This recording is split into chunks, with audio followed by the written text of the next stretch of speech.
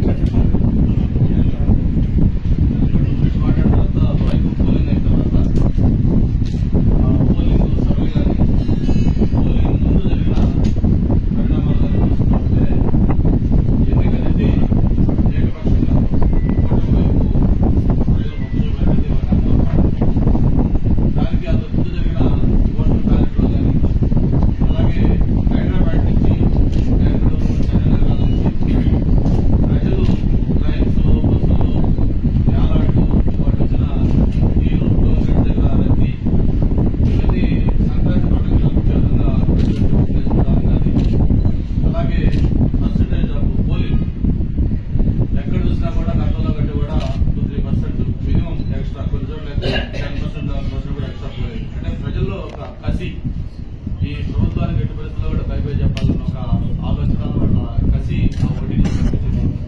వీటన్నిటితోటి అంతేకాకుండా మనం పోలింగ్ అయిన తర్వాత కూడా 170 కాన్స్టిట్యూన్సీలో మరి చంద్రబాబు నాయుడు గారు, పవన్ కళ్యాణ్ గారు, అలాగే ప్రొఫెసర్ గారి ఆదేశాల మేరకు మొత్తం రివ్యూలు కూడా చేసుకుంటే బూత్ వైజ్ కూడా అనాలిసిస్ ఎక్కడ చూసినా కూడా ఒక పాజిటివ్ వేవ్ కూటమికి కనిపించిన విషయం మనం చూస్తా ఉన్నాం.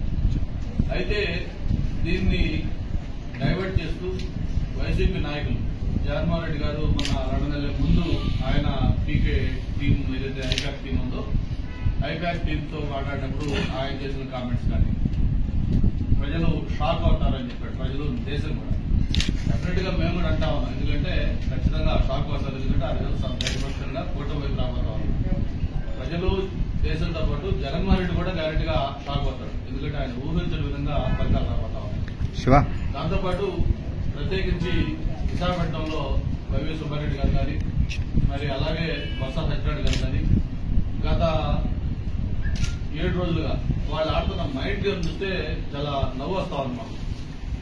జూన్ 9న విశాఖపట్నంలోనే 9 గంటల 35 నిమిషాలకు ప్రమాణ స్వీకారం, అలాగే స్టేడియం పోయి ఏర్పాటు చేయడం కోసం స్టేడియం వెళ్తా ఉంటాం, అలాగే స్టార్ హోటల్స్ చేశామని చెప్పడం, ఇవన్నీ కూడా ఏం చూస్తామంటే అందరూ నవ్వుకుంటా ఉన్నారు. పక్క అన్ని సర్వేలు దేశంలో ఉండే ప్రెస్టీజియస్ సంస్థలు అన్ని ఆల్ సిఫారసులు మొత్తం కూడా ఎన్నికల్లో కూటమి ఘనంగా సాధించబోతా ఉంది అని చెప్పి ఒక పక్క చెప్తా ఉంటే ఓటింగ్ సర్వే చూసిన అందరూ కూడా మాట్లాడుతూ ఉంటే వాళ్ళు ఏ విధంగా డైవర్ట్ చేయడం అనేది చాలా నవ్వులాటగా అందరూ ఫీల్ అవుతా ఉన్నారు. దాన్ని ఎవరు కూడా సీరియస్ తీసుకోలేదు.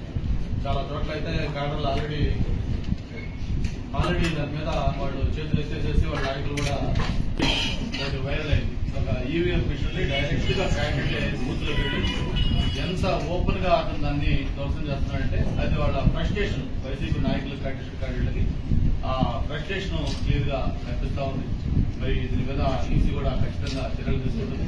పోస్ట్ పోలింగ్ కూడా తాడిపత్రి కావచ్చు, పల్నాడు కావచ్చు, లేకపోతే మిగతా రాయలసీమలో కొన్ని ప్రాంతాలు కావచ్చు. చివరికి ఒక పబ్లిక్ పల్స్ ఏంటంటే మేము కూడా మన పోలింగ్ రోజు మార్నింగ్ 7 o'clock కొట్టేయడం కోసం మా ఎంఈపీ బూత్లోకి వెళ్ళాం. ఎందుకంటే మిగతా కాన్స్టిట్యూన్స్ లో వెళ్ళాలి కాబట్టి వెళ్తే పబ్లిక్ మమ్మల్ని అప్పటికే 200 మంది క్యూలో ఉన్నారు. వాళ్ళందరూ కూడా క్లాస్ మీరు వెళ్ళి ఎలాంటి సార్ మీరు వెళ్ళి అక్కడికి మళ్ళీ కాన్స్టిట్యూన్స్ వెళ్ళాలి కదా అని చెప్పని వాళ్ళు దగ్గరుండి వాళ్ళు లోపల తీసుకెళ్లి వాళ్ళు క్యూ కాకుండా మమ్మల్ని లేదు ఉంటారంటే కూడా వద్దని చెప్పి వాళ్ళు మమ్మల్ని దగ్గర లోపల తీసుకెళ్లి ఓటింగ్ పంపించారు. సేమ్ ఇన్సిడెంట్ తెనాల్లో ఎమ్మెల్యే నేను రిక్వెస్ట్ చేసి లోపలికి వెళ్తాను కూడా పబ్లిక్ ఒప్పుకోకుండా బలవంతం కలుతుంటే అతని మీద దాడి చేసి ఫిజికల్ గా అతను కొట్టే పరిస్థితి వచ్చిందంటే పబ్లిక్ మూడేంటో మనం అర్థం చేసుకోవచ్చు. కాబట్టి వాళ్ళు ఎన్ని మాటలు చెప్తే కేవలం 4వ తారీఖు దాకా వాళ్ళు ఎన్ని ప్రయత్నాలు చేసినా ఎన్ని చేసినా కూడా పబ్లిక్ తీర్పెట్టు ఆల్రెడీ పార్టీలో నిశ్చితమై ఉంది. మరి అది ఖచ్చితంగా ఎన్డీఏ కూటమికి ప్రారంభం రాబోతా ఉంది. మళ్ళీ ఏదైతే వాళ్ళు చెప్తా ఉన్నారో 9వ తారీఖు ఆ 9వ తారీఖున జగన్మోహన్ రెడ్డి గారు కాదు చంద్రబాబు నాయుడు గారు ఈ రాష్ట్ర 3వ ముఖ్యమంత్రిగా మళ్ళీ ఆయన ప్రమాణ స్వీకారం చేయబోతా ఉన్నారు. అలాగే విష్ణుకుమార్ రాజు గారు, జగన్మోహన్ రెడ్డి గారు, నేను మన నలుగురు కూడా కంటెస్ట్ చేస్తున్నాం ఎమ్మెల్యేగా, నలుగురు కూడా అసెంబ్లీలో అడుగు పెట్టబోతాం. దీన్ని ఘంటాపరంగా చెప్తాను. అందరూ కూడా మంచి మెజార్టీతో ఎన్డీఏ కూటమి అభ్యర్థులు కలవబోతాం. Thank you.